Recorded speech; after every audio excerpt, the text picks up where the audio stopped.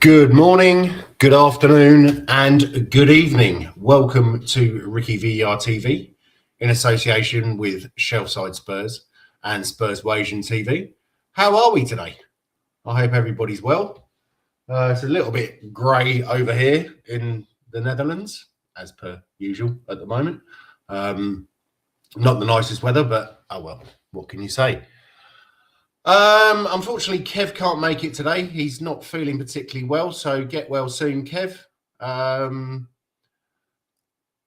think he's had a bit of a nightmare last night, so yeah. We hope to see you next week. I think that maybe Eugene will come on. Oh, yeah, there's Guy. Oi, oi. There's the stream yard link, Guy, if you want to come on, mate. It would be good to see you. Right, so let's start with on this day in Spurs history. Now, this is kind of a bit of a special one for me. Oops, that's the wrong one. Just one moment. Is that the right one? Yep, there we go. On this day, on the 7th of December, 2010, we played 20 Enschede in the Netherlands. Now, at the time, I was working in Chelsea. I had a rather nice apartment, which was free.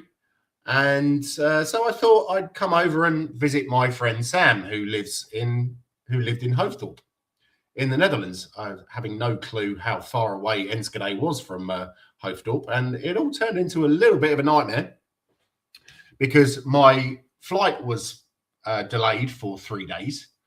I was meant to go out on the Saturday. I finally got there on the Monday. I think we played on I think it was a Wednesday it was a Tuesday. I was planning to go over to Enschede, but unfortunately it's like 2.5 hours on the train and not a lot of trains were running.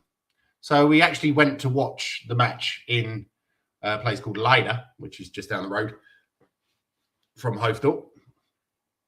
But during this time, while I was over in the Netherlands, that's when I met my lovely wife. And here I am, living in the Netherlands. So yeah, it was an exciting match. I have to say I don't remember an awful lot of it because that Dutch beer is kind of strong. But it was 3-3 in the end. The starting lineup for us was Gomez, Asuakoto on the left, Basong and Gallas in the middle, Corluka on the right, Genus and Palacios in the middle, Kranjčar on the right, Bale on the left, and Pavlyuchenko and Defoe up front. And here he is. Hello, mate. How you feeling today? Can you hear me, my dude? Out a little bit. You're cutting out a little bit. Can you hear me? Hello? Can you hear me? I can hear you, yeah, but you're a little bit... Can you hear me? Yes, I can, yeah. Choppy. Am I choppy? Yeah, a little bit choppy. Hey, get it off. Go on, get it off. Yeah, well, I was wearing this top yesterday and I thought, you know what, I'm going to wear it again. Yeah, it's a lucky top, mate. It's a lucky top. I've rebranded back to Guy from the Lane, not 3 Points Lane. What a lovely day. What a lovely day. Arsenal lose, Liverpool completely imploded. And City are catching up with the Gooners, which is, yeah, that's kind of nice. But how old are you? You're 40, aren't you? 42, mate. I'm 42. Yeah. So do you remember this game? I do. Yeah. Gareth Bale, mate. He didn't actually score, I don't think. It was Defoe. No. Goal, Defoe twice and an own goal. But yeah, yeah. I remember it. I was fuming at the own goal, mate. I was fuming at that own goal. Absolutely fuming. But I was just saying that that was the first time that I came to the second time I came to the Netherlands, and that's when I actually met my lovely lady wife. And now that's why I'm here. So and you were just like, you know what? I love this place. I'm not going home. No, I did come home because I don't think she thought I was that interested. And then when I came home, I bombarded her on Facebook, and in the end, she gave in. So, you know. You love bombed that till it died. Yeah, let's go. I like your tactics, mate. Never give up. Never surrender. Yeah, you're not wrong. Well, it worked. It worked. Yeah, it certainly did. And I think what did we do? We qualified for the next round with this game. The foe scored twice. Crouchy and King came on, as did Lennon, Carlo Cudicini, Michael Dawson, Alan Hutton, bloody hell. Yeah. Those were the days. God. And we. Do you know what? I'm not gonna lie. This in the 2010s, you got to realize, like, you know, we've been fans. Well, I've been a fan since 1991, right? So the 90s was dark. The 90s was well dark. Oh, 91 was a good year. 91 was the best year. Let's face it. Yeah. You know, and then 99. Like, well. That was a bittersweet year. That was a very bittersweet year. Well, we won a cup. We won a cup, but you know that little Judas had to run away like a little bitch, didn't he? A little cunt. Yeah. Anyway, but no, I honestly, for me, the Redknapp era. Everyone goes on about the Poch era, yeah, but for me, the Redknapp era was the most fun I ever had as a Spurs fan. It was like. I don't know. It felt like the world was ours to take, if that makes sense. I have to say, for me, it started with the Martin Jol era. Because then we actually started looking like we could challenge. I mean, you know, that big guy on the touchline, he was just, he's still one of my heroes. I think that guy was absolutely brilliant for Spurs. And of course, it all started out with what's his name, Santini, and Martin Jol was the assistant manager. But Santini was like, he didn't want Noah Paramo to go over the halfway line. It was kind of boring. And then Martin Jol came in, and he's like, "Gosh, we've got to play some sexy football here, man." And that's what we did. And it was apart from Lasagna Gate, we would have been the Champions League. Oh, Lasagna Gate. I love the fact we still go on about Lasagna Gate to this day. It's hilarious. Yeah. See, here's the thing. This is what happens, right? To be honest, I have celiacs, right? So you know this. Okay. Most Norwegians and Scandinavians, we do not like the bread, right? So you know what I mean? It's just like, if I was playing back then, I'd be like, no, I'm good. I don't need no lasagna. I'll just have the chips, mate. You know what I mean? Oh, mate, I love the bread. The rye bread especially. Definitely. Absolutely love it. Right, let's move on to midweek. What did you think against the Toon? What did you think? Yeah, that was terrible. It was a complete shit show. Let's face it, that wasn't a pen. There's no way that was a pen. No. That was no way a pen. No way. It's just that Dan Burn was taller. If that's it. I thought it was a terrible performance, if I'm being honest. You know this about me. I take every draw as points loss. But if you put it in context, if you put in your optimistic hat on, which I rarely do. Yeah, you do. I don't. I'm effing and blinding at the top because you know my seat at the home stadium is 135, so I'm behind the manager and the players, so I'm giving it them.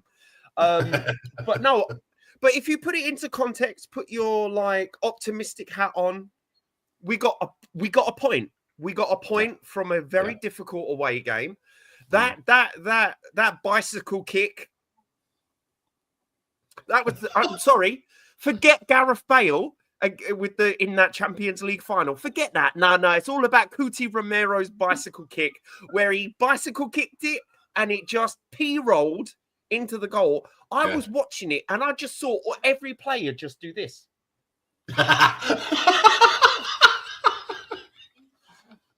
That is very true. Yeah, I don't know how that went in, and it's hilarious, especially sees it's past Ramsdale. I know.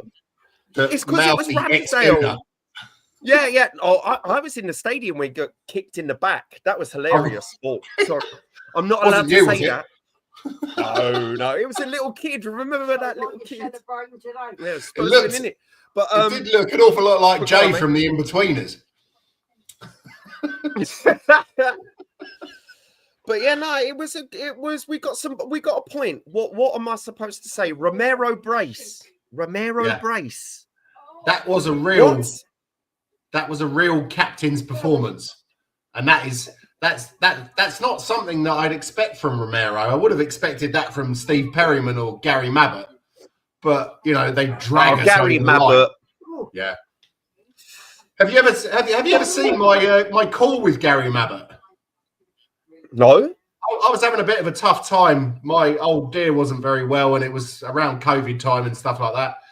And a lady who I'm on the on a website with, I think she contacted my wife and said, "Look, I know that Jens loves Gary Mabbott, Ricky Jens. Do you think he'd appreciate a call from him?" And so, I came home from work. And my wife was like, "Are you settled? Are you good?" I'm like, "I don't understand what's going on." My phone rang, and it was an English number. And she said, "You better answer that." And I answered it. He said, "Hello, Jens. It's Gary Mabbott." And I'm like, "Hello, Gary Mabbott. Gary Mabbott always features in my all-time Spurs 11. And most people are like, "Who's Gary Mabbott? Who's Gary Mabbott?" I'm like, "Get out of here. Man, you lucky motherfucker." He's to me he's like a personal hero, man. Luckily I've been able to meet Ledley King. Like I've met Ledley King. Yeah. I went onto the stadium tour. I paid a bit of money, and Ledley King was doing the tour, and I couldn't stop hugging him. I was like, "I'm so sorry, man. You gave us so many trophies. I know we don't have a lot, you know what I mean? So it's just like, mate, you are a legend. Like, you are a legend." Because I used to live in Mile End. I used to live in Mile End and Bow. Yeah, I used to be an East London lad. Right. So I used to, every time, like, in that area in Mile End, his little statue is like in a really nice little park near the canal. Every time I'll take a girl down there for a romantic walk, and I'll be like, "Hey, just give me a minute. I need to go pay respects." And they'll be like, "Who is that?" I'm like, "It's Ledley it's the king. It's the king." Oh, ain't that the truth now? Yeah, because he played for Senrab out there, didn't he? He was I think he was. Yeah, he was born somewhere in East London, but luckily he came up north. Yeah. He's a local hero. This is the thing is, like, where I am now, Eze is a local hero because he's from this area. All right. Okay. He plays. Yeah. He played five-a-side where I used to play five-a-side. I've never met Eze, but we used to play at the same pitch. Did he ever play for Charlton? I don't think Eze did. I think he was. They got to realize Charlton's catchment area for players is the biggest in Southeast London. Oh, really? It's the biggest catchment area in Southeast London. Oh, I love a bit of Charlton. Unfortunately, their match was postponed. Someone had a heart attack in the stadium, mate. Ouch. That's not good. Is he okay? Yeah, he's okay. But yeah, unfortunately, the match was abandoned. But yeah, no, back to this game, man. This game was a shit show. Hey, Eugene. How are you, mate? Hi, guys. Can you hear me? Can you hear me clearly? Yeah, we can hear you, man. Yeah. How's it going? Yeah. How's everyone doing? Yeah, I'm working, but I'm just taking a short break as usual. right, for the show. Yay!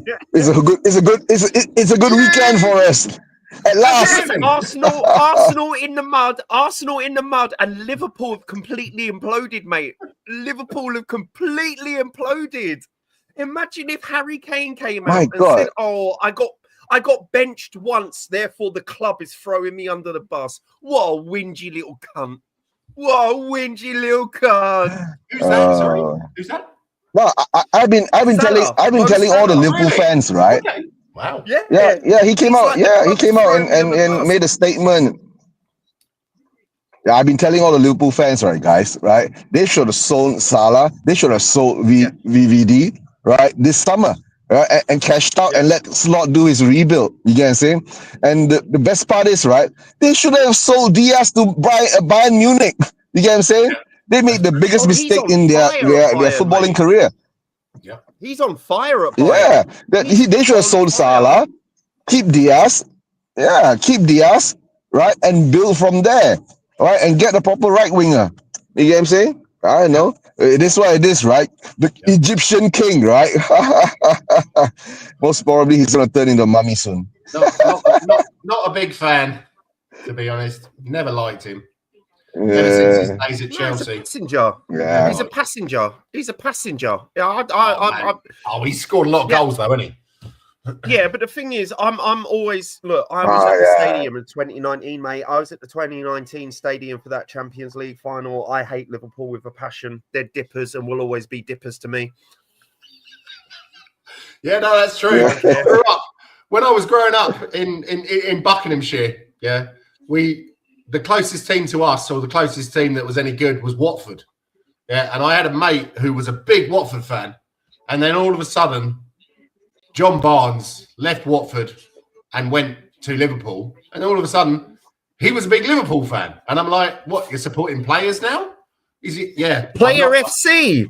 Yeah, I'm not. I'm not a Liverpool. I'm not a Watford fan. I'm a John Barnes fan, and I still remind him of that to this day. And I'm just like, seriously, how can you support a player rather than support a team? Doesn't make sense to me. But that's what's happening now, isn't it? With Messi and Ronaldo. I support Ronaldo. I just want to see Ronaldo. There's fucking 21 other players on the pitch. Well, here's the thing. People say to me, you know this, Eugene. People say to me, "Oh, you only support Bayern Munich because of Harry Kane." And I'm like, no. Oh, Thomas Muller. Okay. That's interesting. Great player. How did that come about? Yeah. How did that come about, guy? I've honestly, I don't support Bayern Munich, but I've been to the Allianz a couple of times. But the thing is, Eugene knows this. There's three teams that I follow, but not really support. Like, I don't go to every game. I don't see them. It's Bayern Munich, Barcelona, and Charlton Athletic. Mm-hmm. I've got, what is it? Yeah, three teams as well. I've got AGF, which is my Danish team, which is where I was born. Barnet, because when I couldn't afford to go to Tottenham, I used to go to Barnet. I know a person that played for Barnet. Barnet. Yeah, I'll let you know off stream. I'll let you know off stream because I don't like to like name and shame if that makes sense. And the Spanish team was Racing Santander. Name and shame. Who are not really, well, they're actually top of the league. They're top of the second division at the moment. They used to be quite big in La Liga, and then financial, dodgy stuff, and they got relegated. Yeah, they fell off. Yeah. So anyway, Eugene, I know that you're on borrowed time. So we were just talking about Toon, but let's talk about Brentford yesterday. What did you think?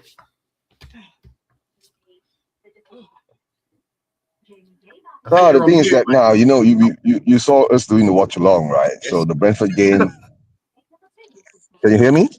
Yes, we can. Yeah, we can hear you now. Now, can you hear me now? Yes. No? Hear me now. Oh, okay.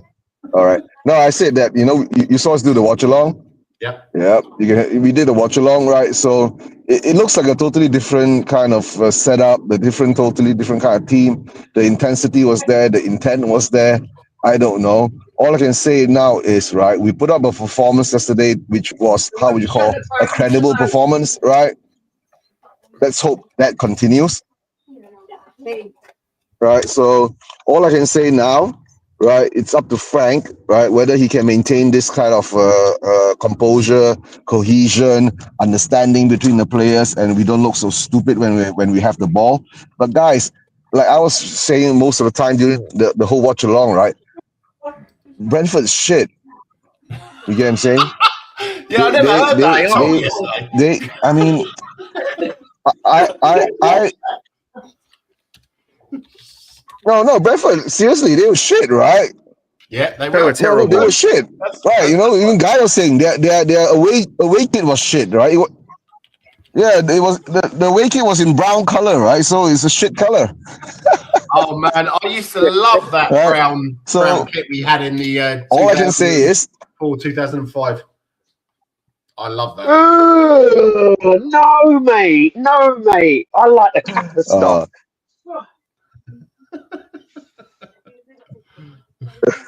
Sorry, carry on, Eugene. Sorry. Oh dear. Nah, but to tell the truth, right? Performance wise, I'm happy. Even if Brentford was shit, at least we weren't shit, right? That's the most important thing. We showed up, we put on the pressure, and the best part is that we did it for most entire of the game. You know, we didn't have a lapse of concentration. I mean, there were a few, but it wasn't major kind of shit, right? But we maintained a certain intensity that even me and Guy was saying, we're doing this still in the second half. That is a good sign, right? We were still pressing in the second half. We looked dangerous in the second half. We could have gotten at least two more goals if our strikers were more clinical, right? Watching Xavi Simons playing a full 90 minutes is a positive because he usually gets pulled off. You get what I'm saying? And Archie Gray getting 90 minutes too, right? Jet Spence, he was doing his bits too. So I'm happy for definitely what happened yesterday, right? And of course, plus all the results that's come. Everyone says Van der Ven. I'm like, Jet Spence is my favourite player of the match, definitely. He was brilliant. Those marauding white runs, it looked like his old, as I say, arrogant self. Yeah, Spence. He is arrogant. Yeah, Spence was bringing. Yeah. Yeah, I want Jed Spence. Yeah. I like Jed Spence. Yeah, and the thing is that, right? It's like. Yeah. Yeah. No, I was saying, right? I was thinking, it's like all of a sudden, right? It's like Frank unleashing the fullbacks. You get what I'm saying? Right? Yeah. Frank was unleashing the fullbacks, and they were given the chance to actually go forward and show their attacking prowess. So it's a good positive in that sense, right? Wingbacks acting as wingbacks. Porro was still shit in his crosses, guys. To tell the truth, right? But he did well defensively because most probably, how would you say that? Yeah. No, and I've been saying this, right? Ever since Frank's been here, right? Porro has lost his crossing ability of sorts. You get what I'm saying? That's the weird thing. He was good last season, right? His crosses were pinpoint, accurate, they were right? Beautiful. And there was no one there. And there was no one there to meet them. This season, right? There are people in the box, but he can't put it. Yeah, he couldn't put it in a box, right? But I will give Porro his kudos too because his lock over the top to Xavi to run in, right? That was the one that created the goal. The first goal for Xavi, right? So and of course the assist from Xavi to Richarlison, right? And then Xavi taking the ball. He lost that ball, right? He got it back, right? Yeah, and he ran half the pitch to slot it in. So that shows how shit actually Brentford is.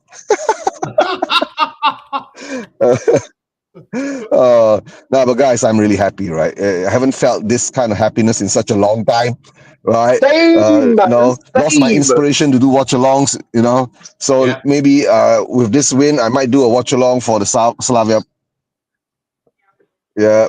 Right. We'll do the watch along for the bro. I have to wake up at 4 a.m. in the morning, right? I mean 3:30 a.m., 3 a.m. in the morning, or stay awake the whole morning, right? Malaysian time, right? Just to do a watch along, right? And go to sleep at around 6 or 7 a.m. and wake up again the next 5 hours to go to work. It takes a lot of you. And if it's not worth it, why do it? You get what I'm saying? Yeah, But exactly, mate. the only thing is now is that we want to see consistency, right? Mm-hmm. The Brentford game, I will put it in the category, okay, we showed the performance that we wanted, the intensity that we wanted. Now is what I want is the consistency.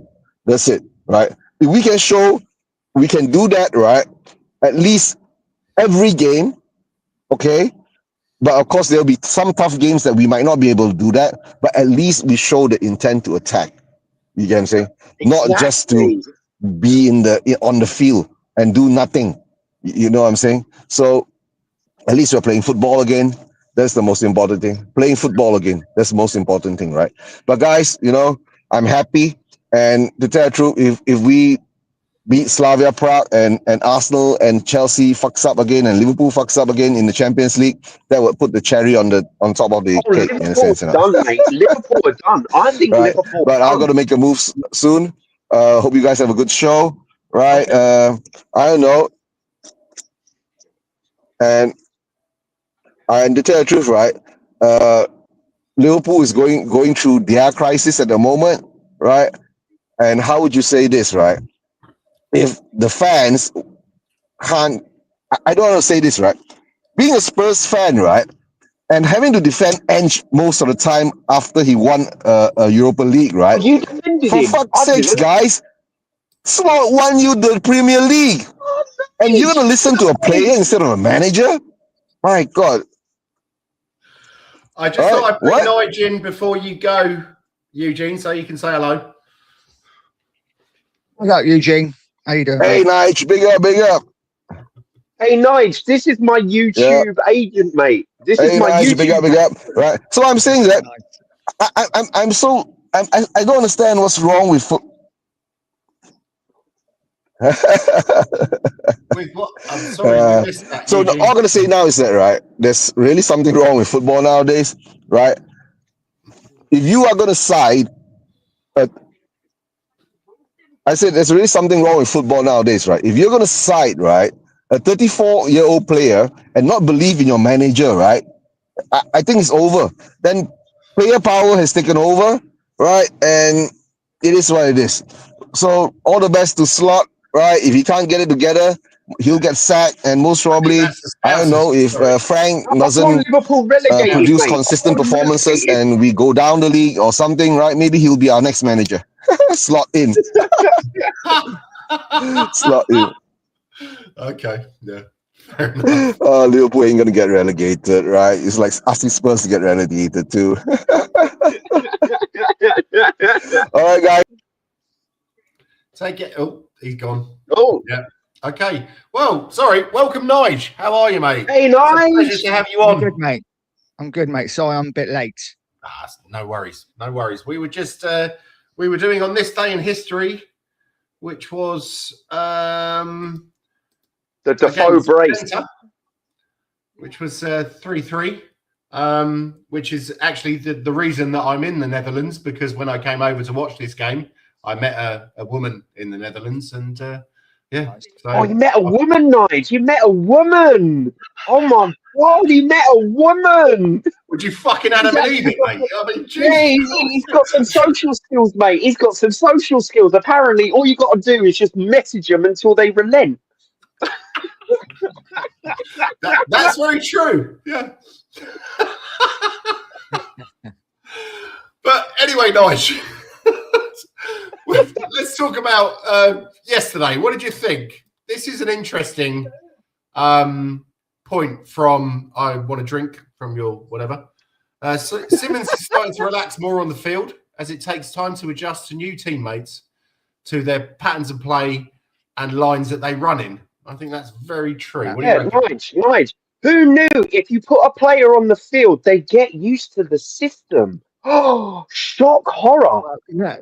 Exactly that, isn't it? It's, you've got to give this This kid is different gravy. He's a class player, and it was always going to take time to settle. I think most of us hoped that his first performance would be his performance yesterday, and he would just get better from then. But it was always going to take him time, and I thought he was absolutely fantastic yesterday. For me, easily his best game in a Spurs shirt. Even the first goal. Look at his run. People said about it was amazing. It was a really good ball, but the run was fantastic. And yeah, I thought all round yesterday so much better. My only one criticism, and it's just one little one, and that is Romero on another day could have put us in trouble. Yeah. As much as I love him, he's got to stop those stupid tackles, because for me it was a yellow, but you know, I thought it could have been a Oh, yeah, it was a bit. It was a bit. it was kind of an orange, wasn't it? In between, you know, it could have gone either way.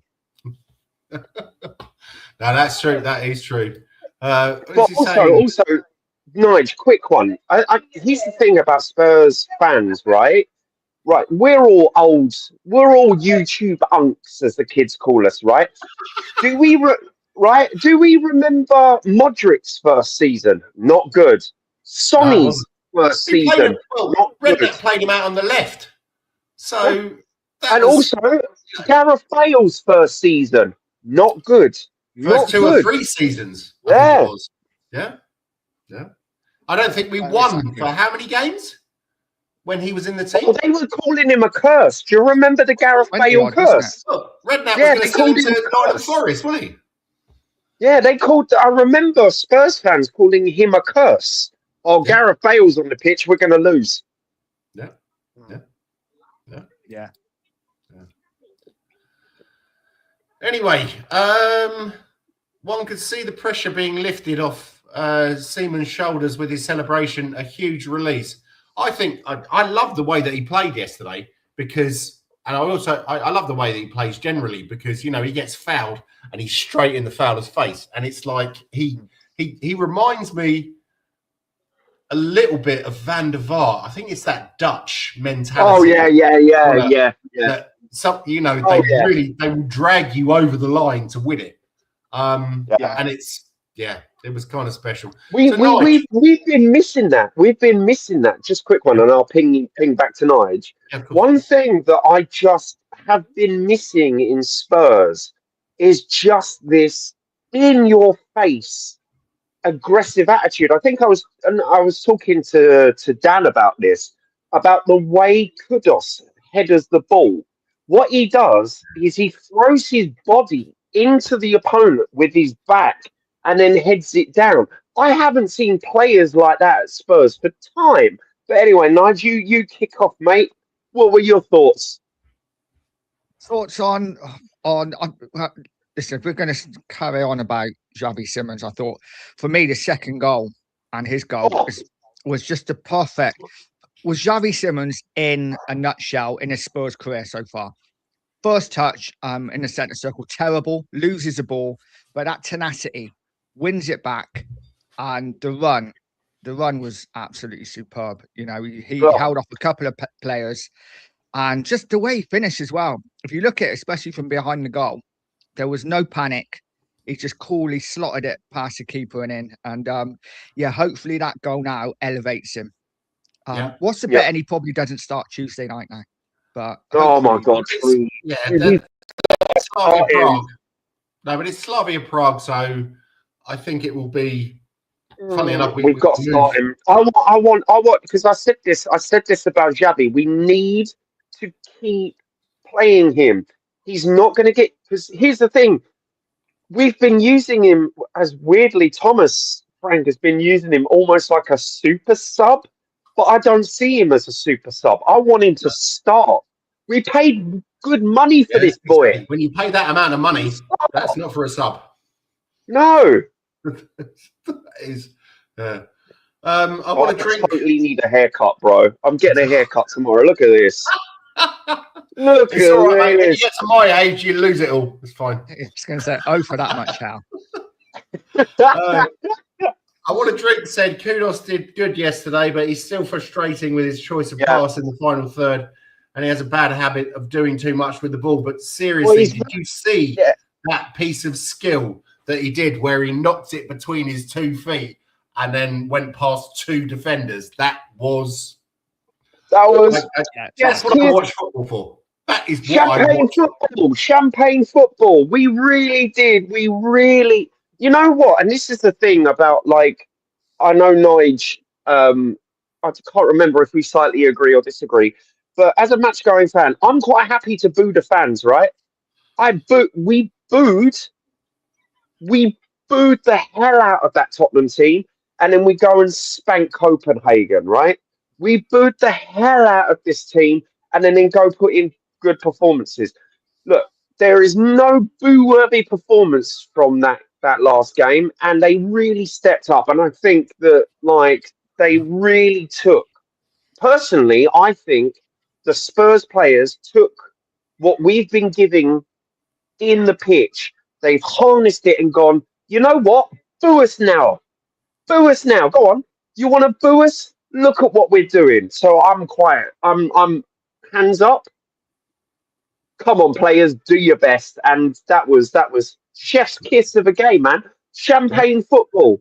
Champagne football. I remember thinking to myself, Porro went over to take a corner and all of the fans were clapping him and he clapped them back. And I thought, man. You know, I know he's had a pop and I can understand. How can I say? I don't really understand how players can have a pop at the fans because they pay their money and they pay a lot of fucking money. Yes, we do pay a lot. Do you know how much I've paid this season so far on just tickets and travel and food? Do you not have a season ticket? I used to, and I cancelled it after last season. Remember, I cancelled it. But got to realise you've got to pay 40 quid for the membership just to get tickets. Is it 40? I thought it was 50. Well, it's about 45, 40. If you get it on direct debit, it's a little bit cheaper. Also, you got to realise I've got a lot of loyalty points as well. I've saved them up for the last 20 years. But I used to have for my seat, block 135 behind the players at the just on the lower levels is 135 quid for me with all my loyalty points, right? Without it, 135 quid, man. South Stand is 90, right? So this season I've spent so far, and I know this, my girlfriend is not in the room at the moment, so I can say this also. Please don't watch this, otherwise she's going to slap me. I've spent 2,500 quid roughly this season on tickets, food. Okay, the travel to Liverpool for the Everton game, we're not going to count that. It's a 120 quid ticket there and back. But I've spent $2,000 to watch this team. Yeah. Like, you know what I mean? I'm expecting some good wins, you know what I mean? So if you're having a go at me, you can get fucked. You know what I mean? Yeah. Gordon Bennett, when I used to go in the early 2000s, or sort of 30 quid a ticket, and I was like, block 32, lovely jubbly, or block 34 right at the back. It was 30 quid. That won't even get you to a Charlton match. Charlton matches are 35 quid. But that's an old school stadium, proper turnstiles, you know what I mean? Yeah. You know, jumpers for goalposts, that kind of shit. When I used to go, it was probably 60 quid for 2 tickets. Really? Back in the 90s. Yeah. Crazy. Yeah. Which part of the West Country are you from, Nigel? So I'm about 20 minutes from Bath. I'm in a little town called Trowbridge. Oh, okay. I've been to Bath. I had a girlfriend, a goth girlfriend from Bath. She was the poshest girl I've ever. How do I say this? The poshest girl I've ever been through. Let's just say that. This is a family show, bruv. Seriously. No, my parent or my dad lives down in on Dartmoor. So we've come through Bath quite a few times. I would have loved to have stopped there. That's a beautiful city. Yeah, it is lovely. It is lovely. So how and when and why do you follow the Spurs? I like probably most people. I didn't have a choice. My dad. I had a choice. I chose this life. I actively chose this life. I feel like I'm the only Spurs fan that chose Spurs. But go on, Nigel. Yeah, no, I didn't have a choice. My dad sat me in front of the TV, 1981 Cup final, and he says, "Right, son, do you want to win?"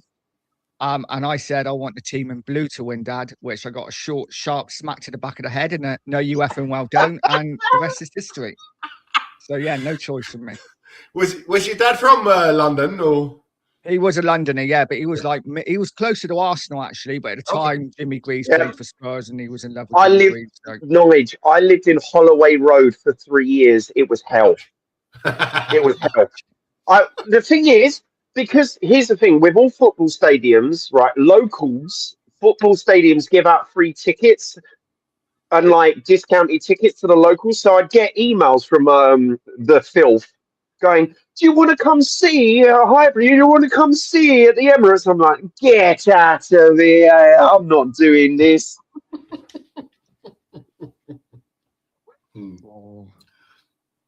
Yeah, well, Ricky, you know this. I became a Spursy boy because I watched Italia '90. I was more into international football as a kid. Like I was an England fan through and through, and then you had Gary Lineker, Gascoigne in that '99 final because I was like, right, that's it. I've staked my claim now. That's it. I'm Spurs through and through. I'm TTID, mate. And I've got 50 jerseys later,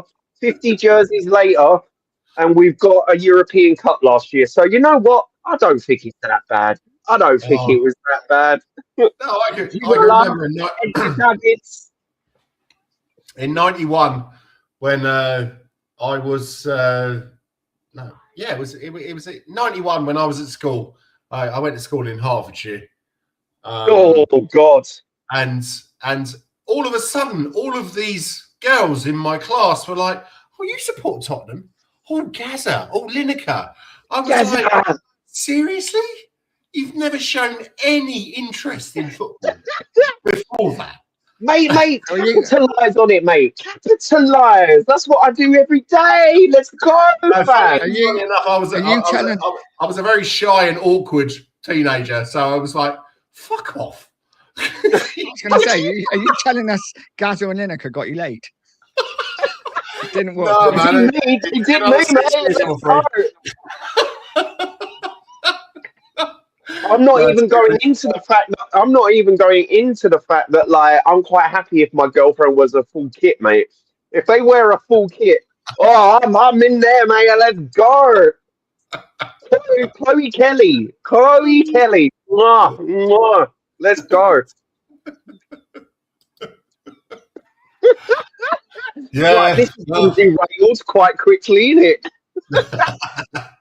No, but I started supporting Tottenham when I moved to England when I was 4 years old. My mother was English, God rest her soul, and my father was Danish. So he didn't really have an You're kind of like me. You're kind of like me. My mother's English, but my father's Norwegian. Oh, okay, yeah. Nice one. Yeah. Yeah, so, it's the blonde hair. And my godfather, who was from Potter's Bar, he's got pictures with the 60, 61 team and stuff like that. And he took us to the Spurs shop, got badges and scarves. And yeah, ever since then, how long is that now? Bloody hell, that's like 45 years. Nice. And it's never changed. And I wouldn't change it for a bit because during the early 2000s, late 90s, I went home and the tickets that I could get away, and it was brilliant. It was so much fun.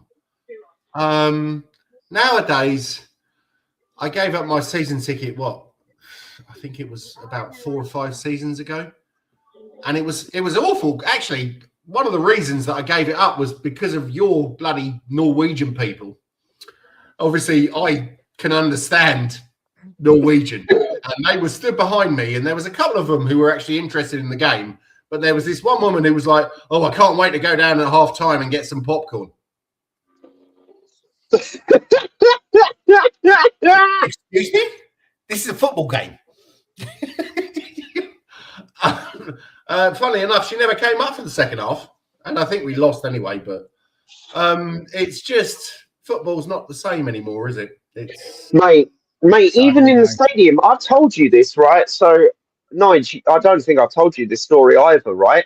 So, a football game to me, because I grew up in the height of the old firms, right? In the old kind of old school kind of, we swear, we shout, all of this. I remember it was last season. I remember when I was like, okay, home games are gone for me. But I'm still going to be me, right? But I was just like, okay, this is done. I mean, 1-3-5 behind the players, giving Ange jip, right? And I was effing and jeffing. Yeah. I was, mate. I'm a menace. I'm a menace at games. This is another reason why, like, when I'm at a game, my brother comes to Tottenham games as well and Charlton games, right? And he's not really a big football fan, but he likes sports as a general thing. His is NFL, right? So I'm swearing. I remember it was against, what was that?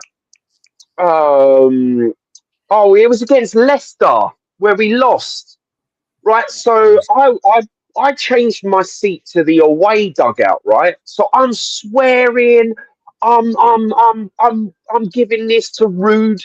I'm doing all this, and Jamie Vardy, when he did this, look at the Premier League, I was effing, jeffing, I was screaming, and there was two people in the front, right, probably the same age as me, and they go, "Excuse me, we think your language is a bit colourful." I went, "Fuck off to the family area then, you fuckers." And I was just like, you know what? Nah. And this is the thing, and I've sent people photos where I was like teaching the international fans to do this. I was like, whenever they score, do this. Okay. And then you got the whole row doing this. And I was like, you know what? Football faith has been restored. But yeah, no, it's just, for me, it's weird. It's like the football in the stadium, especially with Tottenham, because I don't go to away games outside of London anymore. I'm old. I'm tired. Unless it's a brand new. Yeah, I know, because it's a brand new stadium, man. If it's I want to go to the new Camp Nou. I've put my money on a ticket to see Barca. But anyway, it's just gentrified now. Like, you know what I mean? And with the weirdly, with the Levy out protests, I kind of felt that camaraderie where we were just like, yeah, fuck this. We can say what we want. Fuck Levy, get him out of our club. I love that camaraderie. And it just feels like when you go to a football match now, it's like they do this. Yeah. Or they're with their iPad and oh my God.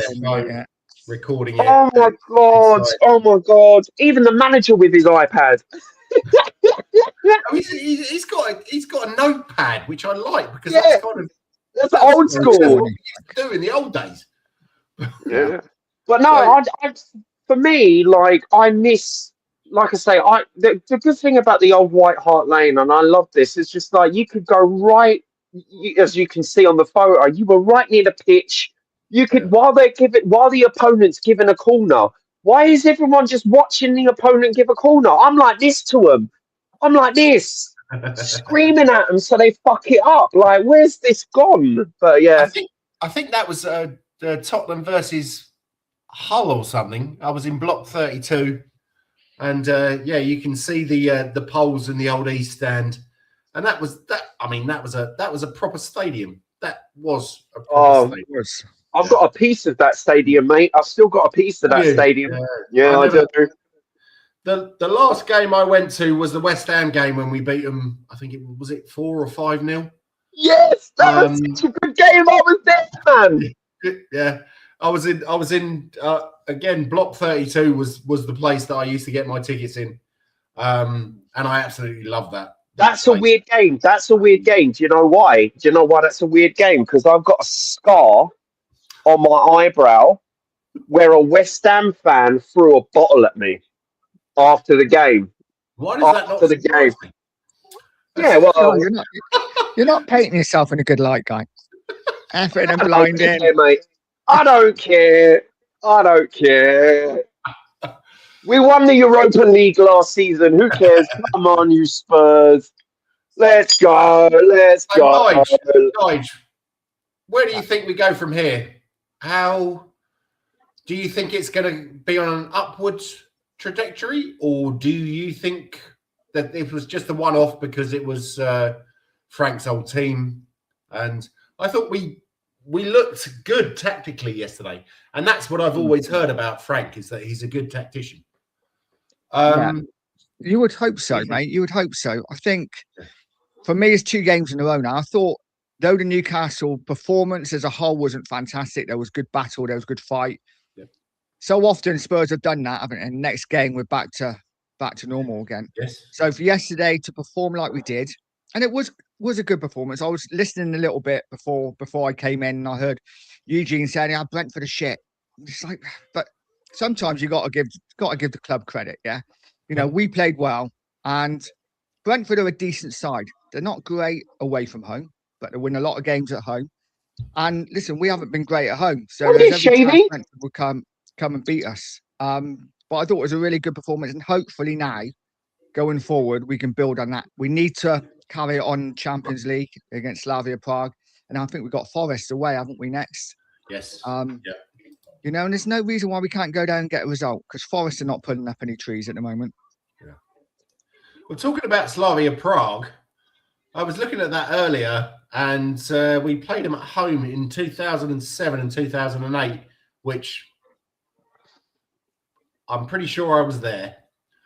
And we had Robinson in goal, Chimbonda, Kabul, Woodgate, O'Hara at left back, Taddeo right wing, Huddleston, Zakura in the middle, Lennon. Sorry, I think I'm looking at this. Yeah, Lennon was left wing, I think, and Berbatov and Bent up front. And we only drew with them, but we went through because we beat them 2-1 in Prague. Now, does anyone know anything about Slavia Prague? Does anyone? Because I have to say, I don't watch an awful lot of other. I've been to Prague. I've had a couple of girlfriends. Dirty so-and-so. Yeah, I've been to Prague. I had a couple of girlfriends from Prague, but I don't know them at all, to be honest. Yeah. I know more about Bodo Glimt than Prague. When we faced Bodo Glimt, everyone was talking absolute shambles about that team, and I was like, no. But yeah, no, Slavia Prague, I don't know anything at all. Oh, God. He looks amazing. Go on, look. Don't be camera shy. Well, looking at it, they're top of the league. Naked. Well, they're decent. They're a decent team, but at home we should have more than enough for them. I don't know how they're doing in the Champions League. Actually, No, I haven't checked that either. But they're top of their league apparently. Let's have a look. See if I can find something.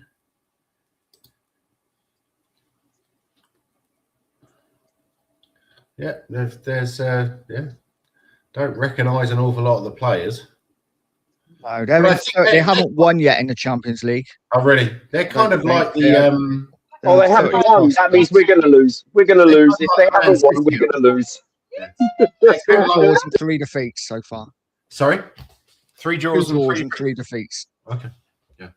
I think they're kind of like the Man United, Man City of the Czech Republic, that they pretty much win it every year. But, yeah, I was thinking that maybe this would be the lineup. Kinski in goals, Spence, Danso, Romero, Porro, Gray, Sarr, Odebear, Siemens, Johnson on the right, Odebear on the left, and Solanke up front. I might be a little bit. Solanke coming back? Well, I don't know. I'm just thinking. He's the thing. I've been thinking every week that he's going to come back. Yeah. Because apparently it was just a knock. Remember, it was just a knock. Yes. Yeah. And then a minor operation. Yeah. Yeah, minor operation. Someone was saying the other day that they thought that maybe he'd had a drugs ban, and we haven't Drugs ban? released it. Yeah. What kind of ITKs are you following, man? It's like you're Lamine Yamal having an STD. No, What are we doing here? It was Solanke's brother who told me. So, you know. Oh, my Because he's the biggest dealer in Bournemouth, mate. So, no, I don't know. Be nice to have him back, but I'm looking at James Maddison. I thought he was going to be back middle of next year. Apparently, he's like June. Yeah, no, he's done. Yeah. He's done, mate. Have you been following his YouTube? He went to the same surgeon that fixed. Remember, I said to you I had a motorbike accident and I completely shattered my knee. He went to the same surgeon I went to get my knee reconstructed, which was kind of weird. It cost me a lot of money back then. 20 years ago, it cost me nearly 100 grand to walk again. Yeah, I can walk and still play football. But here's the thing. Physiotherapy. People don't know this. I went through about a year and a half of physiotherapy just to like get the muscles back. I don't think James Maddison's going to be ready for this season or halfway through the next season, man. I don't think he's going to be ready. And then you've got to realize, okay, physically ready doesn't mean physically match fit. I don't look, it's a massive injury. And I love Maddison. Yeah, I love Maddison. I think he's a great guy. Like, I put Maddison on a pedestal because what he's gone through, but I don't think he's going to be the same player when he comes back. No. I'm going to be more positive. I'm going to be more positive just because I don't know. I've just got to be because I love Maddison as well. But I'm just like, he did the same sort of injury Bentancur did, didn't he? But Bentancur did it, and he did it worse, I think, apparently. So and Dragerson, so they said as well. Yeah, so and they both come back. I mean, Bentancur maybe not the same player he was, but I'm hopeful. I'm hopeful that Maddison will come back. Maybe even a better player. Maybe, probably not, but. Oh yeah, no, I'm hopeful. I just think, you know, like how Harry Kane's game has changed for Bayern Munich. Like he plays more deep, he plays more in the midfield defensively. He's an amazing player, but his game has changed due to his age. And I think that Maddison's game is gonna change when he comes back. I just think it's gonna change. I rate him. Look, I love Maddison. I think Maddison is our second. Well, I'll say this. In the modern era, I think he's our second best 10 that we've had. But I think his game's going to change, and I'm looking forward to it. I want Maddison back on the pitch. He wants him back on the pitch, you know. But I'm looking forward to it. I'm optimistic, but I just think his game is going to change. Do you know? Yeah, maybe. Do you know what? One of the reasons I love Maddison so much quickly is just because, a bit like Van der Vaart did, he gets Spurs. He knows what to say to get the fans on side. You know, I love that. But remember, Nige, everyone hated that signing because he shitted on Spurs on his. That's what I was just about to say. That's why I'm not particularly keen on him. Oh, whatever. You got to realise footballers are mercenaries, man. No, I love the mouthiness. Do you remember in his first season? I can't remember if you guys were at the game or can remember this. Like, our fans, I think it was away fans, and they were chanting, you know, Gareth Southgate didn't pick him because he was shit, and he put the ball outside of the corner box just to piss off the fans. And then I remember seeing that. Yeah, he's a wind-up merchant, isn't he? He is a massive wind-up. The shithousery. I love the shithousery. I love that. I love that in a player. I want personalities at Spurs. I don't want robots. Yeah, no, that's fair enough. But I think there was another thing that I seem to remember when he was at Norwich, or was it at Coventry? I can't remember. But he was trying to get into a nightclub or getting chucked out of a nightclub. And, my shoes probably cost more than your house does. And it's like, come on, mate. Oh, come on. That's a joke. I would do the same joke as well. It's just a joke. I think at the end of the day, shithousery awards, 10 out of 10 for Maddison. 10 out of 10. I love the guy. Madison thinking was that he was moving up a level when he joined us and must have been excited about working with Kane and Son, but he ended up working with Son on the way down and Kane leaving. Yeah, well, that's an interesting one. Do you think he's not excited about working with Solanke? Solanke's a decent forward. Kudos. I want to talk about Kudos. Seriously, have you seen the pieces of skill that he's done in the last 2 or 3 games? Yeah, he's yesterday, great. when he knocked it between his feet, like bang, bang, and then through 2 defenders. Jesus Christ, this guy could be one of the most skillful players I have seen since Paul Gascoigne. This guy. Really? You're going to go that far? You're going to go that far? What ball at feet? Okay. I mean, who else? Come on, who else has there been the since Paul Gascoigne who has that kind of skill? Yeah. All right. So I'm going to give you my background because you know that I live in the vicinity of 5 football clubs, right? And West Ham. I don't want to hear about Carl Leeburn, mate. No, but listen. I remember all of the West Ham fans telling me, "Oh, you've signed a dud. Oh, he's shit. You've signed a dud. Oh no, go on, you can have him." Yeah, we've got him, and he's amazing. He's amazing. But ball at feet. I wouldn't go Gascoigne level, mate. But I like him at Spurs. I want him at Spurs. Extend his contract for 20 years, mate. Let's go. Yeah, I like Kudos. He's a top player. So much skill is unreal. He can be frustrating though at the same time, right? He can be a little frustrating. Maybe takes on a player too many. But you know what? Yesterday he was doing something that I haven't seen him do for a long time, and that was get the ball out of his feet and cross it early, which is so much better. Yeah, but so much skill. But looking at players with skill, different kind of player. But Berbatov, man, what a player! Yeah, that's skill true. He had. Well, here's the thing, and everyone says that I need to pause. Bring me someone else. Who else have you seen who can do stuff like that? I've seen Darren Anderson do stuff like that. I've seen Darren Anderson.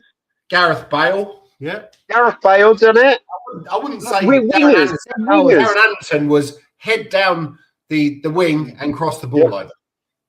Yeah, So- but he did have moments. See, I'm sorry, Nige knows this. I'm an Anderson fanboy, so I met him in Watford one evening, and there was an awful lot of Arsenal fans around about at the time, and he had a big bouncer with him and a couple of his friends, and the bouncer was like, "Boys, you know me, you don't mess around." I was like, "All right, Nazar, come on, you Spurs," and he gave me a big smile, and I think he. Yes. But yeah, no, I keep getting a pause for this, but Kudos is very ball hungry. He's so on the ball; it's unbelievable. I love it. I love it. I love watching him play. I think that he's made a massive impact for Spurs, and I just love his physicality, and he's just So strong, isn't he? He's a beast. I'm not saying that he is like Gaza, but some of those moves that he does, and it's not as consistent as Gaza, but some of those moves that he does, he's just like, fuck me, this is taking me back to the He 90s. can get out of tight spaces, can't he? If he's got 2 or 3 around him, you think, what you're going to do? He can just get out. And he's quite happy to meg people, and that's what I love. Yeah, I love it. And he's quite that's happy. why I started watching football, to see entertaining stuff. I don't want to see defensive stuff. I don't want to watch Conte. I don't want to watch Mourinho. I want to watch. Yeah, not even. I never liked Ange that much. If Ange had actually sorted it out with the defense, then I would have loved to have watched that. But I think Ange ball is a complete myth. Ange ball was a myth. Ange is a fraud. Ange is a fraud. Totally a fraud. Absolutely a fraud. I'm sorry, and I'm not going to defend him. He's the reason why I stopped my season ticket. So that's it. Ange is a fraud, and everyone who's Ange out. I'm sorry, we've been vindicated. He also had time at Nottingham Forest, and look what he did at Nottingham Forest. I'm sorry. Bye bye. Aussie boy, go away. It would have been nice, but the problem is that I don't like managers when they call out the fans, and you know him giving it the whole this. Even when Frank did it last week, I'm starting to lose respect for him. Luckily, we got a draw and a win, so you know, and also he's from the motherland or the fatherland, sorry, from Denmark. So I always want him to do well, but when you start calling out the fans. Yeah, don't tell me I'm not a true Spurs fan because I boo someone. Booing and cheering has been part. I keep saying this to people and they don't get it. They all get wrapped up in this Talk Sports, Sky Sports mentality. We boo and we cheer when we want. You show us the goods, we applaud it. You show us your shit, we're gonna boo you. Simple as, mate. I would say all three of us have spent a fucking fortune on following Spurs. So, yes, we do have the right to all Spurs jerseys, mate. All Spurs jerseys, and that ain't even a fucking collection. Yeah. So, it's when you get players like Pedro Porro, who was absolutely outstanding. Was it last season or the season before? Absolutely brilliant.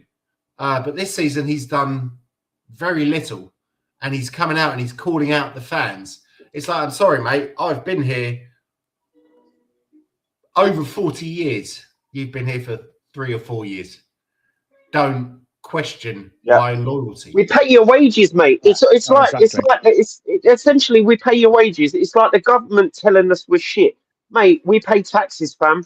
Get the rubbish. Get the rubbish. It's your job. And my mum says it as well. It's like, you get paid for a job. Oh yeah, the Archie Gray hype. Yeah, nice one. Yeah, I'm going to give him some flowers. Nige, come on, because we've been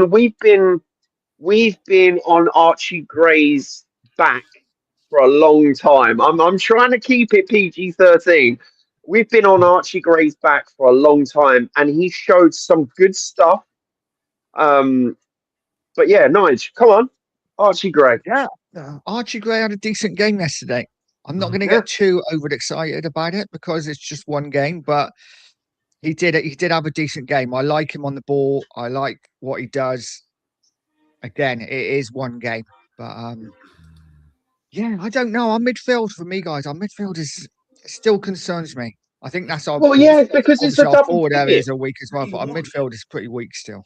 Yeah, it's a double pivot. Frank, unless he plays like he's played a 4-3-3 in the past, right? But the thing is, our midfield is a double pivot, and one of the worst things as Spurs do under Frank is the build-up.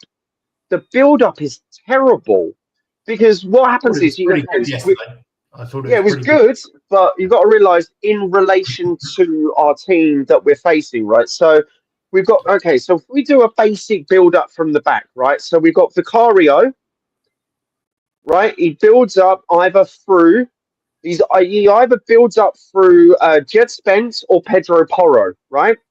So Pedro Porro or Jed Spence, who are they going to give it to? That double pivot of Bentancur and Paulinho, usually, right? And Bentancur cannot progress the ball forward accurately. I'm sorry, accurate forward passes, bad, right? So then either it's Paulinho. Okay, well, Paulinho isn't really a good ball progressor either, right? I've not seen him do through balls. I've not seen him. He's a good player. I want to sign him. He's great. But okay, so the midfield. Okay, so if it's not Archie Gray, Bentancur, or Paulinho, you've got Bergvall, right? Is Bergvall doing through balls and long passes? No. So we're relying on Pedro Porro to lob it in, or we've got Jed Spence with the runs to the wings. I just think that midfield, personally, I just think that midfield cannot progress a ball forward. I think if you play I keep saying accurately. Bergvall and Sarr, they both love to run forward and defend. So this is interesting. What I want to drink says that's another game under Archie's belt, and it's so important for his growth and development. and the signs are showing that he's adapting nicely to the pace of the game. I agree with that 100%. Totally agree. I think he'll. And he is a player that will pass forward as well. Yes. Yeah. And So- Here's the thing. Again, I say this. Oh, it's really weird. We give players a starting 90. Okay, they might get subbed on. When I say starting 90, starting 11. It's really weird. We give these players a start and they get a feel for the game. They start adapting to the way the Prem works. Who knew this? Who knew? You wouldn't Adam and Eve it, would you, mate? Oh no, you wouldn't fucking believe it either, mate. Jesus Christ, it's almost like confidence building. You know what I mean? No, that is true. But you look at the central midfield. Who would your ideal central two be? I'm biased because I'm Norwegian. I want Berival all the time, mate. I love that kid. I thought Yeah, the that Norwegians would've been hated mine. the Swedish because I know the Danish do. Let's not get into the geopolitics of Scandinavia because that goes back thousands of years. But no, I like Berival. I like him because he puts in a shift. There you go, Barry Nigel. Val and who? Barry Val and who? I would say Berival and Paulinho. I'd like to see that team up. But it's always a double pivot, though. It's always a double pivot. It's only two. And I'm like, well, Richarlison hasn't been the best player for us, let's face it. And then you've got the Solanke question. I'm just like, I would like, if I'm being honest, I would like to see Berival, Pat Matasar with Xavi in those triangles. In that triangle, I think would work quite well. There's not enough cover for the defence, though. But then again, if you play Mickey Van der Ven and Romero, then yeah. Yeah, VDV is a fucking given. I want him to play every game, health permitting. If he was a robot, we need to clone. If I could clone Van der Ven, I'd love it, but we can't. No, to be honest, for me, we the all dream midfield- of a team of We Robbie do. Keanes. A team of Robbie Keane. A team. Sorry, Team of Robbie Nigel, what do you Keane. reckon? That would be nice. What a player Robbie Keane was. Yeah. Oh. There's a question for you in a minute, guys. For me, my midfield three, I've wanted to see it all season, haven't seen it yet, would be Polina. I'm going to say the English version, Bergval, and Simmons. I've got to say, it really annoys me when Thank English you. commentators try and say Bergval. It's like, just call him Bergval. Just call him Bergval. I keep getting scolded, mate. My missus is scolding me over it. Don't call him Berg. Because here's the thing, it's like Bergval. Betty. That's the thing. I'm from Denmark, and I've been calling him Bergval for years. So it's like Berival. Okay, that's what Kev, who unfortunately is not on today because he's not very well. And get well, Kev. Oh, bless up, Kev. Get well soon, mate. Yeah. But so Siemens as attacking central midfielder, or do you want to play a 3 and a 3? No. Xavi in the 10. Xavi in the 10. We've been chanting it in the stadium. You know that? From the stadium, we've been chanting Xavi in the 10. Xavi in the 10. No, I'm just asking Nigel, what is that as a midfield 3? Or as in a midfield 2 and an attacking midfielder? I think you could use them in both. I quite like the fact that I quite like a 4-2-2-2 where you got the fullbacks bombing on. And I know you're going to have that double pivot maybe a little bit more. Then you can have like maybe a Kudus and a Xavi like interchanging that 10 kind of area. Yeah. It's not like we're not talking about ironclad formations here, are we? Yeah. No. But that's how they got the best out of Simmons at Leipzig, was playing a 4-2-2-2. But then we can't do that just to get one player. I think Xavi Simmons in the 10. With Bergval, I'd like to see Berival just as your box-to-box midfielder, getting around the pitch. Yeah. And Polina then just sitting there. Yeah. I agree, Nige. We're on the same wavelength. Let's go. This is an interesting point as well. these younger lads will do much better next season. Just wait and see. And Mikey Moore is scoring goals, and it looks like more. How do you like it? How do you like it? More. I remember that chant. Mikey Moore coming back, and Donnelly and Dorrington and Vuskovic. Do you think they'll be part of the first 11 or the squad next season? Vuskovic probably. 100%. Not sure about Moore. I think we'd have to get rid of. I haven't got a problem with Moore coming into the squad, but we'd have to get rid of the likes of Tell to supplement that. I think because we do need that left-sided player in January for me, 100%. So I don't know if we're going to spend 70, 80 million on a Semenyo, say. Then I think it'd be pointless. Oh, not this again. Come on, Nige.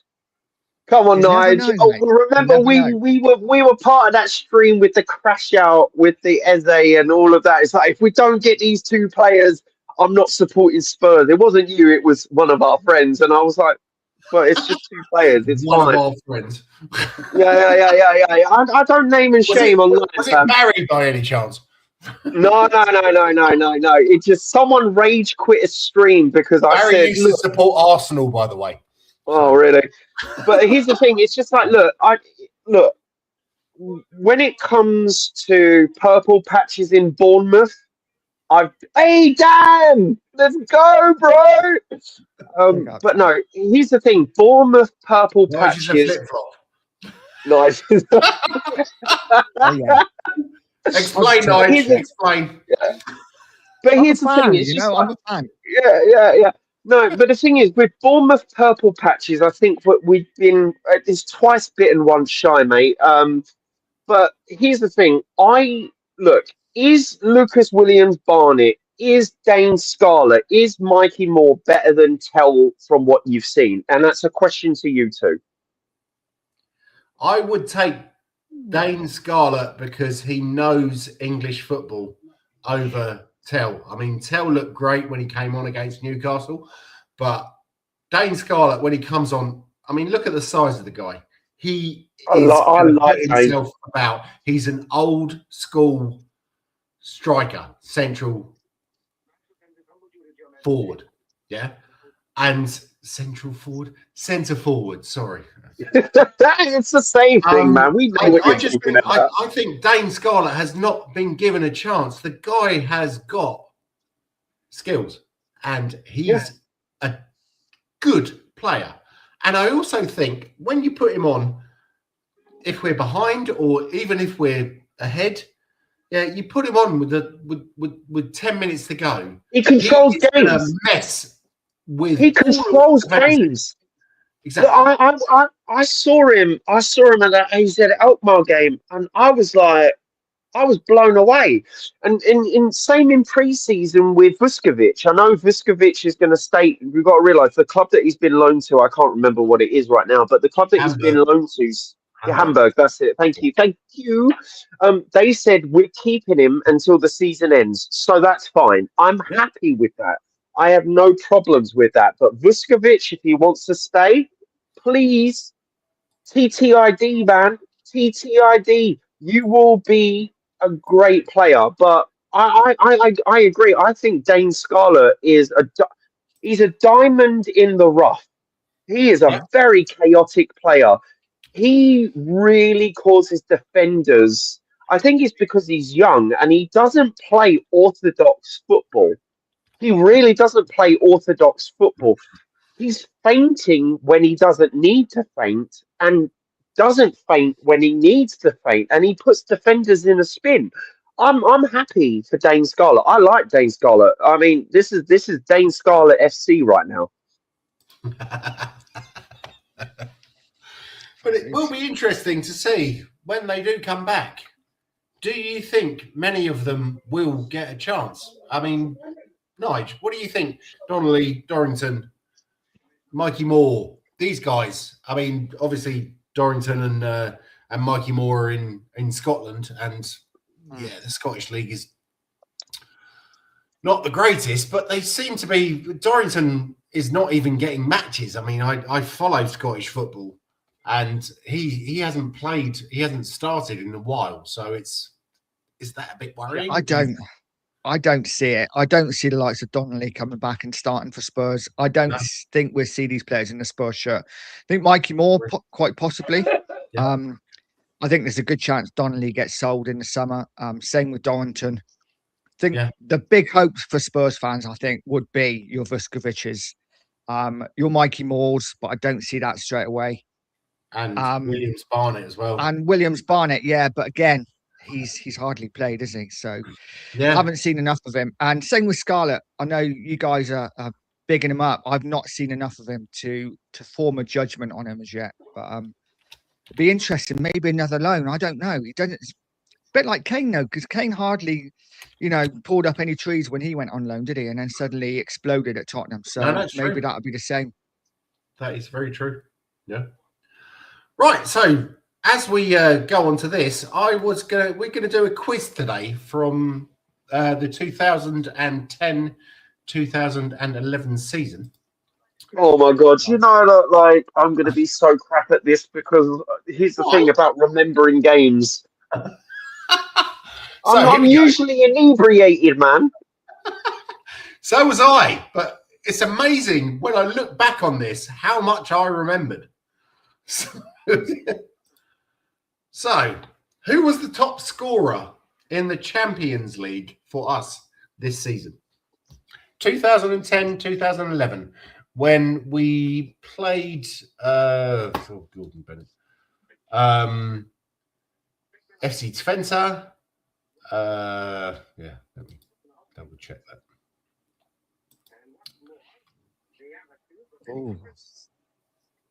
Oh, it's gotta be Bowder. It's got to be Bow, isn't it? Was he at Spurs? Yeah, was that Spurs? Yeah, it was. It was. It was what that kit was. What was that kit? Let me. Here's the thing, because I'm a visual rememberer, right? So I've got to remember the kit that we were playing in. The 20. Well, it was a Champions League. We were playing in that brown one, but I think we were in the white kit. And we're always that's really going to narrow it down, isn't it? We were in the white kit. That's like Real Madrid. What kit were they playing? The white one was against Young Boys. Have a look. So pause. What do you mean? Have a look. Oh, it was that horrible white and yellow one, wasn't it? Yeah. We really fucked the Young Boys. Yeah. We fucked them up so good, bro. Come on, guys. I've got to hurry you here. I'm going to go Bow. Okay. Guy. Yeah. Stop cheating. Yeah. Just guess. I'm not cheating. I'm looking at the kits. Yeah, I have no idea. Not going to lie. Okay. I have no idea. Past. Yeah. Crouch with 4. Wow. Oh, the lanky bastard. You know what? I love Peter Crouch at our club. Everyone hates me. What would you have been if you hadn't played football? Yeah, a virgin.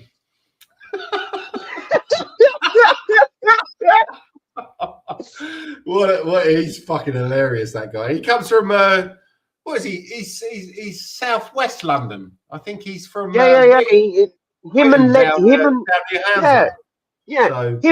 King. Him and Ledley King used to play in the cages where I used to live in East London. Yeah, man. Okay, next one up. How many Croatian players did we have in the squad this season, and can you name them? Oh, we had a lot, because at that moment we were like Croatia's sister club, weren't we? At one point. So we had Chorluka. Mm-hmm. Yep. We had, oh God, my mind's suddenly gone blank. Modric. Yeah, there we go. Yeah, Modric. The good-looking fucker, didn't we? The good-looking guy that Redknapp absolutely loved. Yes, I can't remember his name. Cranshaw. Signed him everywhere he went, didn't he? Played for Portsmouth and everything. Yeah. What's his name? We had a keeper as well, didn't we? That was the one that I was expecting nobody to get. I am very impressed. It didn't impress me though, but yeah. Oh, fucking hell, I'd say 4. Very good. Luka Modric, Cranky, Charlie, Chorluka, and Pletikosa, who was the goalkeeper. Oh yeah, because everyone remembers that. Everyone remembers that. Oh, Nige did. Yeah, That's why I'm very impressed. We should do some more quizzes. I think, Nige. This is good. Yeah, definitely. I like a quiz. yeah. Okay, which central defender did we sign this season who played for the Blue and Red Scum in London? Go on, Guy. I know it. Who's the Blue and Red Scum? Well, Arsenal and Chelsea. Oh! I thought you meant like collectively. I was like, what team plays in blue and red? That never happens. All right. No idea. I'm so bad at these things. I'm not gonna lie. It was William Gallas. It certainly was. Bloody hell! It was good shit, man. I didn't. Hey, Nigel, at a quiz. You can say all the answers. I'll just be in the pub just drinking, mate. It'll be fine. If it's fine, you can carry the team. You're like our Robbie Keane you're our Robbie Keane of like the quiz world. Number 1 is Robbie Keane. Number 2 is Robbie Keane. Sorry. Where was Harry Kane on loan this season? God. What kind of question is that? He goes on loan everywhere. Yeah, but it's went on loan everywhere. 2011. I know, but oh my God. I know he went on loan like 5. No, he went on loan 7 times. He had a good loan spell at this club. Oh, it's got to be another London side, isn't it?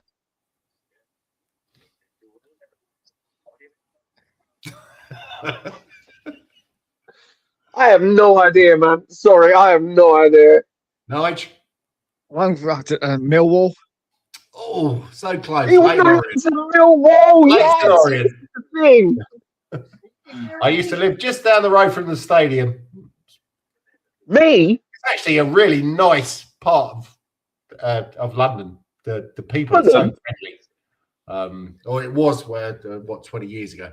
But, okay, and finally, who scored twice on the last day of the season, win away to Brum after coming on as a sub in the 39th minute?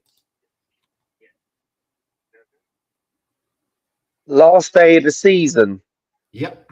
Last day of the season. You want me to remember the last day of the season?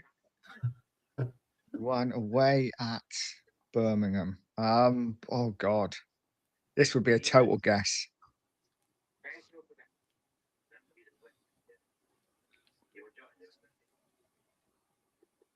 He came on. I'll go Pavlyuchenko. Fuck's sake, Nige, you are a bit of a legend, mate. Was it right? Big up, Nige. Big up, Nige. Oh, mate, seriously, that is quality. I pulled that out of my ass from somewhere. I don't know.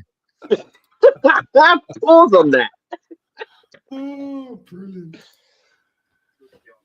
That was good. Right. I heard a rumor. Well, it's not a rumor, but a few YouTubers are doing the rounds about possibly one day, if not now, obviously when Frank was under pressure yesterday or day before, talking about Robbie Keane possibly coming back and managing Spurs because he's absolutely flying wherever he is at the moment. No, not yet. No, not having it. No, not yet. No. I look, Robbie Keane is Robbie Keane, and Robbie Keane's still got it. If you watch the Spurs Legend match that happened quite well in the last couple of years, he's still a great footballer. He's a really good manager. Here's the thing: I don't want a Frank Lampard. I don't want a Frank Lampard at Chelsea. Frank Lampard is doing really good at Coventry at the moment, right? Doing amazingly well, which I hate to say because obviously one of my other teams is in the Championship, and Hey, that's Nige has, man. We got to drag this guy to a pub Spurs quiz, man. But I'm coming When with is you, it? man. I think, yeah, yeah, that'd be brilliant. yeah. Also, here's the thing: I don't want a Stevie G. Here's the thing: like, no Liverpool fan wants Stevie G at Liverpool We've after Slot. done that. We've done that with Glenn Exactly. Hoddle, and it Yeah. didn't work. Yeah, we've done it, and He no, needs to be able to prove himself. And I know he's been, where was he? In the Maccabi Prem. Tel Aviv, and now he's Farish or whatever it's called. Yeah. It needs to be managed in the Prem. And he's Like flying. as much, as much as Thomas Frank is still Frank in doubt. It's one game. Good. We got a home win. We're celebrating a home win. Yeah. Agree. Thanks, Dan. As much as like we are buzzing off of a win and an Arsenal loss and Liverpool imploding, I still think like we need managers. If Thomas Frank doesn't work out this season, we need a manager that is proven. I It's as agree. simple I as agree. that. I just think I think as Spurs fans, we're not easily pleased, and I think getting a man in, and I'm not saying Keane right now. I'm talking down the line, but getting a man in who gets Spurs and the fans get him, I think that's kind of what we want, because we're so quick to turn on managers, aren't we? Yeah. I still smile every time I think about that goal he scored against Blackburn. Oh, what a goal! I mean, where's the goal? It was. That is what I watch football for. Just, it was beautiful, absolutely amazing. Flipped it over his head, and it came in and just knocked it in. And then he did the old. Well, I mean, you could probably do a clip of 50 Robbie Keane goals for Tottenham, and all of them. No, Robbie Keane was amazing. He doesn't get his flowers. This is the problem with TikTok generation. They don't know Robbie Keane. They all just go Jermaine Defoe, and I'm like, Robbie Keane was good too. But coming back, look.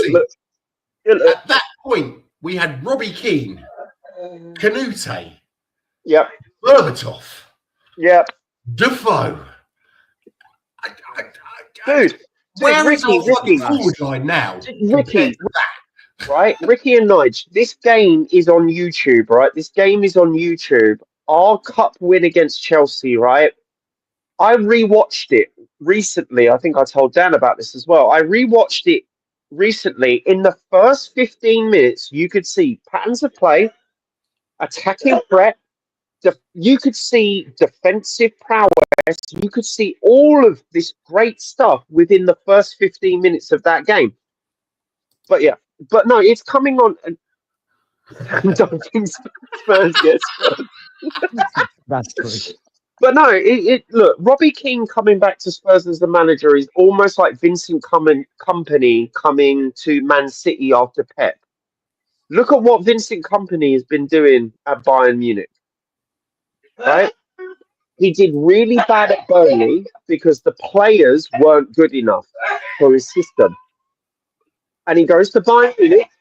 He wins the Bundesliga last season, and I'm hoping. Here's my hope. I'm thinking Bayern Munich win the Champions League this year. I'm hoping they do, right? Because I don't think Barcelona have it. I don't think Real Madrid have it. I don't think Liverpool Spurs have it. What? You don't think Spurs have it? No, I'm looking at a participation trophy, mate. I'm looking at a participation trophy. But it's the same. Like Man City want Vincent Kompany, but they keep saying if he comes back to Man City as a manager, he's got to win more than the Bundesliga and the Polka and the Super Cup they have. They want an international. Well, I say international. Sorry, I'm being American, where we're like, yeah, we're world champions, yet we're only in America. But you know what I mean? They want a European trophy under Vincent Kompany. So Robbie Keane, I would love him as a manager, but I've got to see what he does. I still think that Frank has something about him. And do you? Yeah, I still do. But that's probably my Danish side being, there's only 5 million of us, so we've got to stick up for each other. Here's the thing, right? So here's the thing. If he continues, if if he, and hindsight's 2020, isn't it? Right.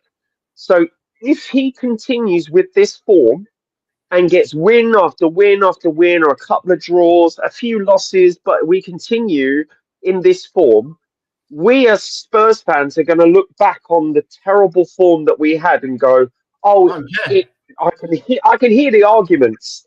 Oh, it was just figuring out the team. It's just figuring out the team," which I hope is true. But the problem is, as a Spurs fan, it's the hope that kills, mate. It's the hope that kills. Can either of you remind me about the start that Poch had? Because I don't think Poch was that impressive for the first. And it wasn't it that Harry Kane free kick that took a massive deflection that actually turned our fortunes around? How many games in was that? Wasn't that like Christmas time? Like around? Yeah, it was Christmas time. Yeah, it was November, December time.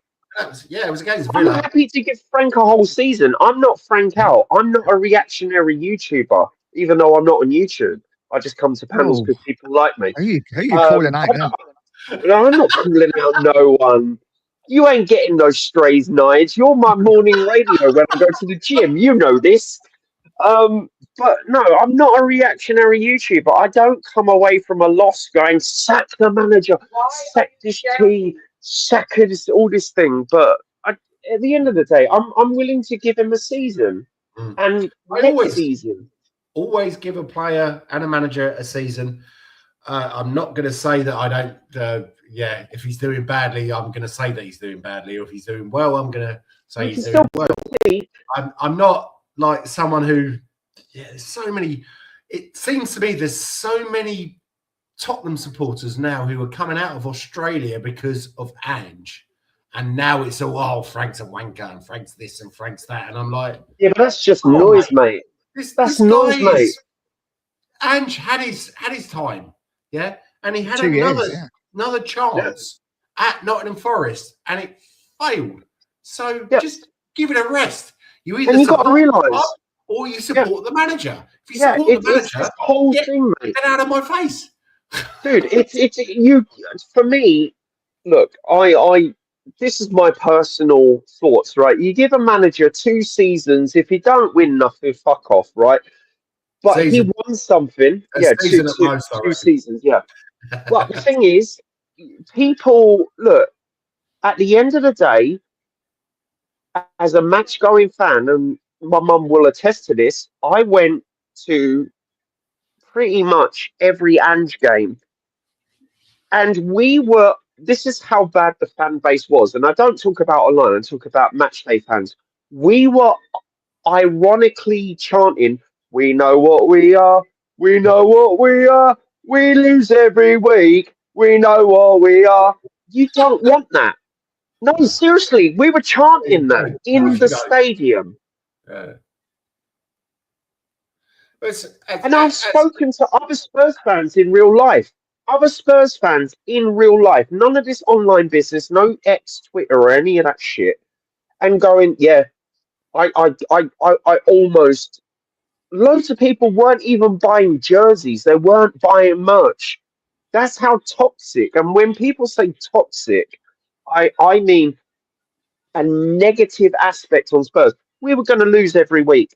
You could just tell. I did rival YouTube shows every week going, we're going to lose. And we lost. We're going to lose.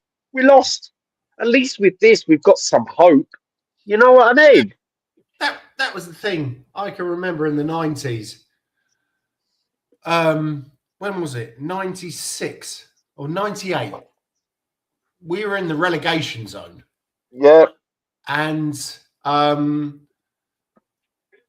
what's it? Klinsmann scored 4 against Wimbledon. And I can't remember who the other. And we won 6-2, and that kind of took us clear. But I was thinking to myself, I actually enjoyed supporting Tottenham more then than I do now, because all I hear is, this manager. It's like, it's not about the fucking manager. Noise, mate. Yeah, players. It's social media, isn't it? I mean, imagine Yeah, social it media in is. the 90s under Spurs. I mean, that would have been horrific as well. It's just, Yeah, it would. Yeah.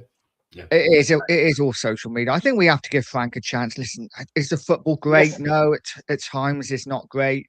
But I stand by the fact I don't think a lot of the players are good enough. And No. it showed yesterday. Xavi now finding his feet. Maybe we'll see a different Tottenham. Yeah. But who do you think's not good enough, Nigel? Name some names. I think it's not good enough. Oh wow. I don't think Vicario Gates was good enough. Yeah, Vicario. Well, Yeah. Vicario is one I would No, replace. for me, it's not about Vicario. It's just about, look, Vicario, here's the thing. People keep saying he's a good shot stopper. Right, yeah, that's a goalkeeper, mate. That's a goalkeeper. That's a goalkeeper's butter, job, man. Yeah. So, and the thing is, it's like, okay, Vicario is Vicario, but who else have we got in? Kinski? Do you have faith in Kinski? Because I don't. Right, I've got faith in Dan's. Here's the thing: the defensive line, I have faith in Danso. Yeah, he has a bozo. Yeah, Romero has a bozo. Van der Ven has bozo. Jed Spence has bozo.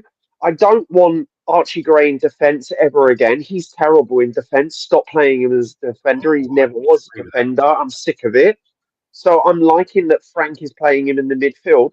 Defence, I'm okay with.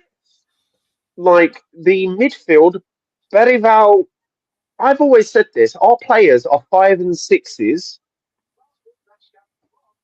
across the board, but then we've got a handful. What I was asking, Kai, is to you and Nige, who would you get rid of? Yves Bissouma, gone. I want him gone. It's gone. Absolutely gone. I want Richarlison gone. I want him sold. I don't think he's a good enough forward. Johnson gone. Tell gone. Tell, really? Johnson, Sar gone. You're not going to give Tell a chance? We've given him a season. He was on loan, and now he's back. I mean, he looked pretty lively. The guy is one for the future. I know we paid 50 million for him, and so you would have thought he should have slotted straight in. But I still think there's something there. I think, maybe give him another season. I just think if we're looking for a left-sided player, like in January, say, we are looking for that magical left-sided player, whoever that is. Yeah. We can't then have Odegaard, Tell, Mikey Moore coming back. One of them's got to go. So for me, out of them, it would be Tell probably. But I thought that Tell was more of a centre mid, centre forward. So, well, he hasn't performed well, mate. I'm sorry. People keep calling him. I know people that don't even say his name. I know people that refer to him as M11, just M11. Oh, I'm not that harsh on him, but I just think if we want better going forward, listen, I'm of the opinion that I'm not Doncaster up to Carlisle or something. The M11. Sorry. Yeah, I'm not a huge Porro fan, so I wouldn't be. If we sold Porro in the summer, I wouldn't. It'd be fine.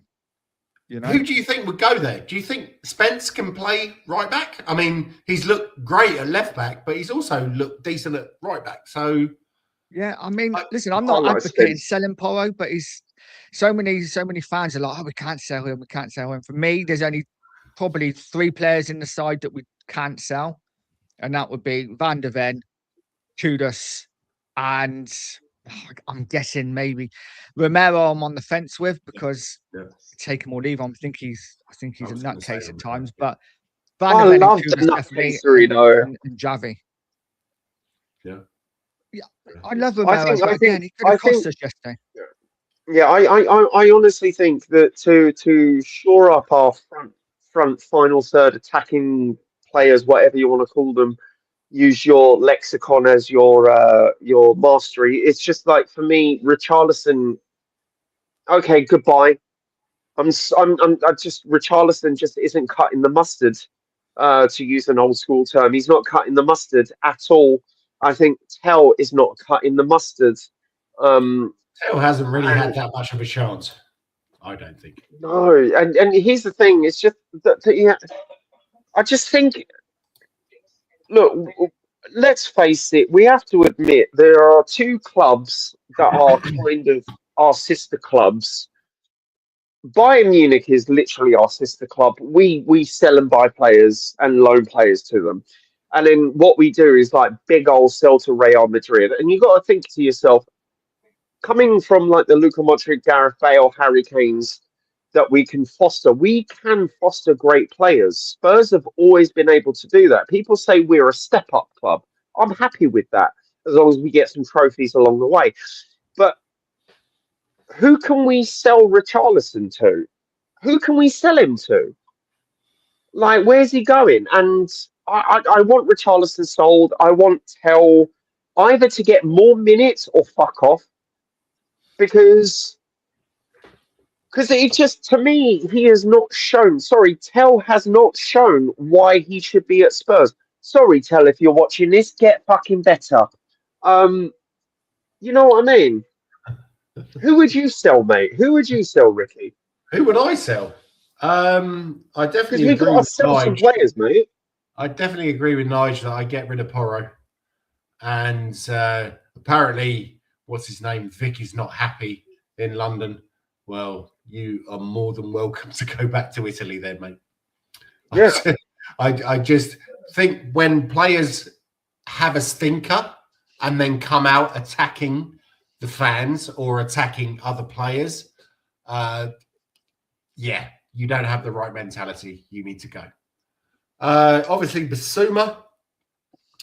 I'd like to see Richarlison go. Basuma's got to go, man. Basuma's got to go. Stop with this fake injury shit. Just come out and say he's shit and we're selling him because he's terrible at Spurs. I'd like to give Tell another few months because I think there's something there. I don't know why I think that, but it just is what it is. What I'd also like to say is what we really need is a left-sided attacking player. I don't know if it's going to be a left winger or if it's going to be a left attacking midfielder. I get you because here's the thing. Who's it going to be? Who can we get? Who's good enough? I love Jed Spence. But he is almost like playing as a left winger sometimes, and I don't like that. He was great yesterday, though. Yeah. He was brilliant yesterday. Man of the match. I'm not taking away from him. I think, and people laugh at me. People say to me, like, I say to him, he's going to have a Spurs impact as Gareth Bale. I see an amazing player with him. But when you're talking about left wingers, the thing is, I know, yeah, no one does. It's fine. Again, it is what it is. It is what it is, mate. I wanted to score a goal. He nearly scored, man. Come on, man. But as a left winger, everyone, Nigel backed me up on this on everyone on social media and everyone that I know as a Spurs fans, like, get Semenyo. And I'm just like, I'm just hesitant on that. I'm just hesitant. How many good seasons has he had? Is it 2 now or 1? Last season, yeah. He's obviously this season he's doing okay. And also, dropped off a bit, haven't they, just recently? Yeah. And also you've got the Ghanaian thing with Kudos and Semenyo.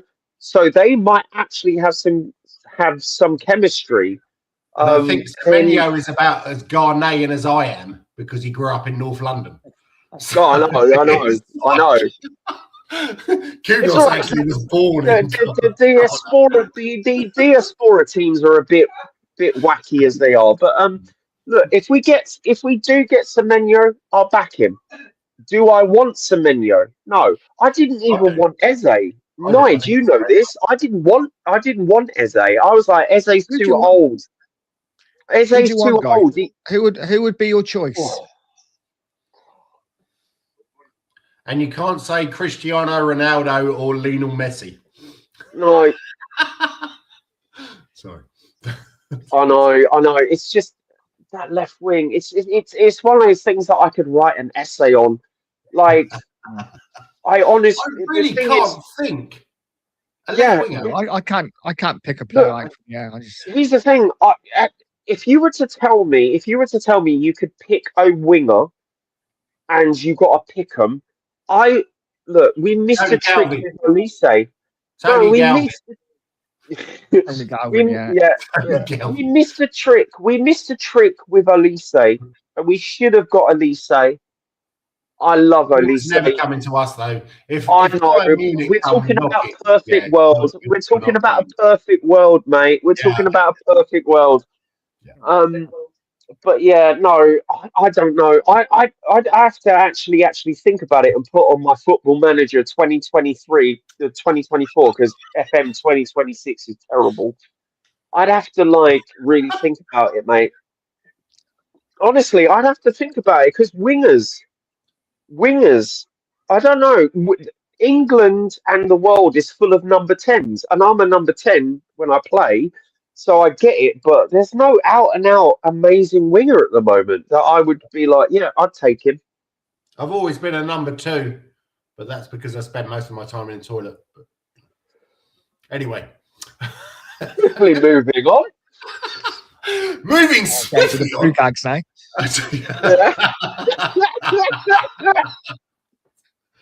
Right, guys, I think I'm going to wrap it up now, unless you have anything else you want to talk about. Nah, come on, you Spurs. Let's get this. Let's Yeah. keep these performances. Let's keep the consistency. Let's stop losing at home. I don't mind a draw at home. Look, we're Spurs. We're not the best team in the world, but we are the best team in the world. And I just think that Thomas Frank needs to actually play the players that we paid for. Has he turned a corner? Or Not yet. Not one Hopefully. game, mate. Not one game. Hopefully. I'd say that's It's all about our home form. Yeah, it's all about our home form, isn't it? Yeah. So our away form is fine. We can get our home form sorted. We'll be okay. Yeah. Stop gaslighting the fans, mate. Thomas, stop gaslighting the fans. Stop saying, stop saying one thing and we see an opposite thing on the pitch. Like our home is a fortress. We like to aggressively press. We're attack minded. All three things are not true this season up to this point. They're not. That's true. That's very true. Yeah. Okay, who's there? Dan is laughing. Dad. Big up, Dan. Hope you're well, buddy. Anyway, guys, I'd like to say thank you very much for coming on. If anyone's watching, which I can see there's one person, that's probably me, then please subscribe to Shelfside Spurs, RickyVillaTV, and of course, Spurs Wasian TV. Nigel, thank you very much for coming on. It's been an absolute pleasure. Yeah, Nigel, it's nice to catch up, not just hearing you when I'm doing my morning jog. And you, buddy. And Guy, as always, mate, always a laugh.